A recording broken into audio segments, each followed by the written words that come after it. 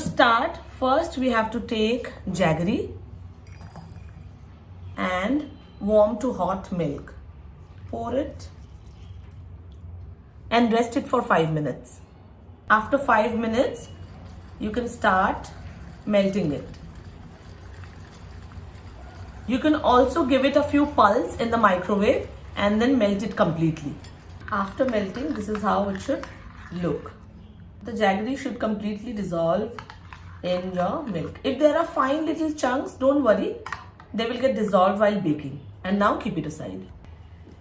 So let's start making the batter now. We will take whole wheat flour or atta, baking powder, baking soda, and salt. Give it a quick mix. Now oil and the jaggery and milk mixture.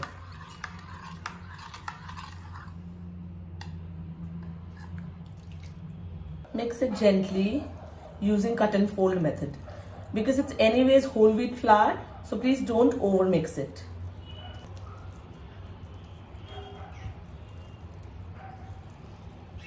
Scrape off the bowl from the bottom to mix it nicely. You will see that scraping off the bowl from the bottom will actually give you a lot of dry ingredients that is sticking to the bottom. So that's one tip for you. Please scrape off your bowl nicely when you are trying to mix your ingredients.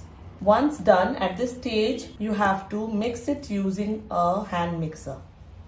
So before that, I'm going to add in a dash of vanilla essence and lemon juice. This is the magic ingredient in this. You can also use orange juice if you want to. Okay, now I'm going to use my hand mixer.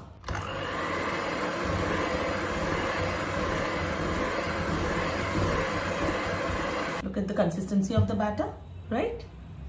Adding in my chopped dry fruits. It's completely your choice. You can add choco chips or whatever you prefer. This is a super healthy cake that you can make for your family or your clients or your kids. Now we'll fill in the tin.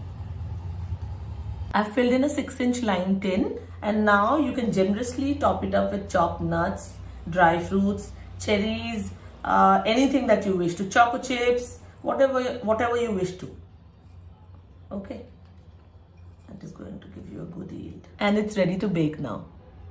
After baking, this is how it's going to look. Look how beautifully it has risen.